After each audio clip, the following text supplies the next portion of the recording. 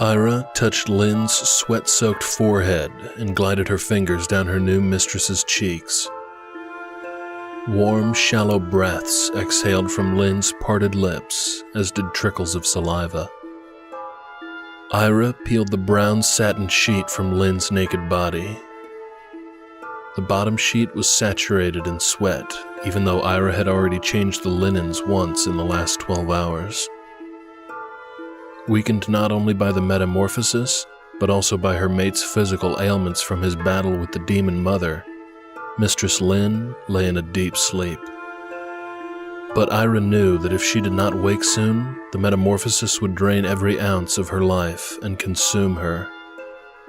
When she finished cleaning the bed sheets, working carefully around Mistress Lynn's body, she dressed her in a clean, silky red nightgown and soared downstairs to fetch a platter of raw veal.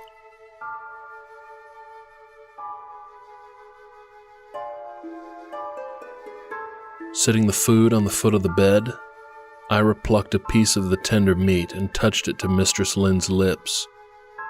Red juices dripped onto the corners of her mouth, trailing down her chin.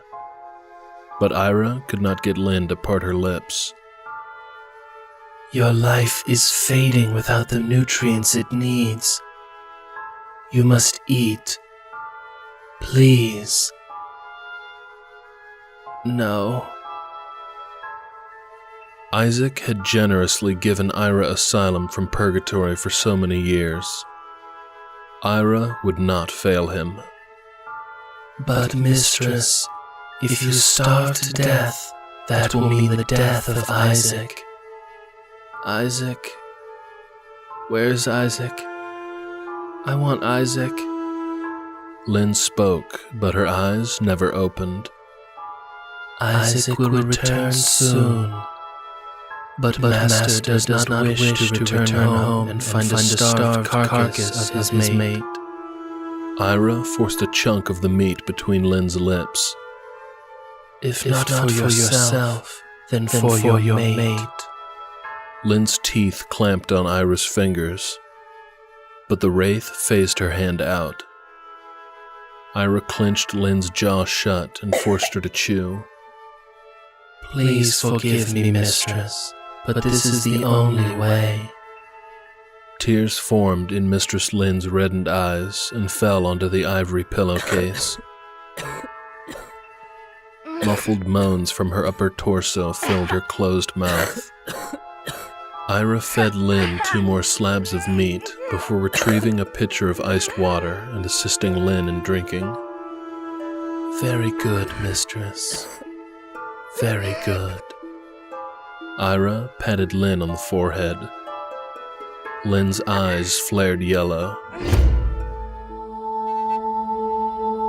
Flinging herself backwards, Ira hovered in the doorway. Rest now, mistress. Your metamorphosis is nearly complete.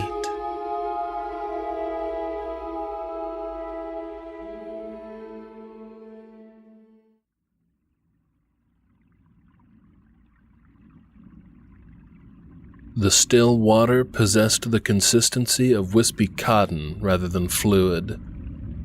Yet Atticus sank to the bottom. It was immediately evident that he did not have to hold his breath. The murky blackness flecked with slivers of ashen splotches surrounded him, and he made a graceful landing on the pond's supple bed. In the close distance beamed a phantasmic pale blue pillar, the cosmic gate. When he walked, it was like stepping through air. There was no pressure from the engulfing water, nor any resistance to his forward motion. As he grew closer to the glowing pillar, the black murkiness gave way. The pillar, Atticus realized, cast a bright torchlight. When he was only mere feet away from the light, several things registered to him at once. First was the circular design etched into the supple pond floor where the beam of light emanated from. Secondly were the naked men and a few women bounded to the circle with heavy iron ball and chains. Their eyes nothing more than dread-filled watery blisters, and their mouths agape, revealing severed tongues. Contrary to their ghoulish visages, they reacted lively to his arrival by lashing out to the length their restraints would allow. But the most frightening of all was the unbound aberrant creature that floated among them as though it was only affected by true water. Its body captured the size of a crocodile, but the physical appearance of a silvery catfish.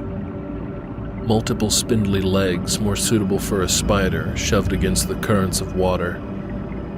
The bronze-skinned face of a rugged woman with catfish whiskers and a tangled mess of seaweed hair regarded him with curiosity. "What wicked evil is this?" Atticus said aloud, and realized he could speak normally. Even the creature surprisingly recoiled when he spoke.